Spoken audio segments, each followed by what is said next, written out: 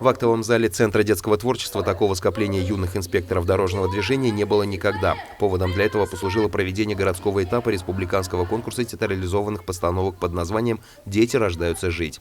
Основная тематика мероприятия – правила дорожного движения. Школьники с 1 по 7 классы из всех общеобразовательных учреждений города рассказывали присутствующим в зале об основных правилах поведения на дороге и о том, что случается, если их не соблюдать. Вот уже и желтый свет. Здесь стоять терпения нет. Может, я пойду? Не ходи! Ждать я не могу. Подожди! Стой! Остановись! Не хочу, не хочу.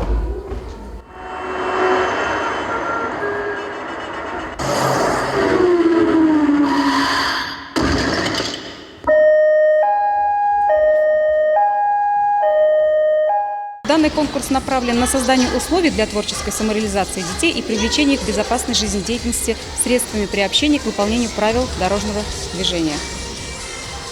Предупреждение и профилактика травматизма детей и подростков на дорогах. Жюри, в состав которого вошли представители ГИБДД и отдела образования, оценивали участников по пятибалльной шкале и обращали особое внимание на содержание и оригинальность раскрытия темы, актуальность, грамотное использование терминологии, артистизм и наличие агитационного материала.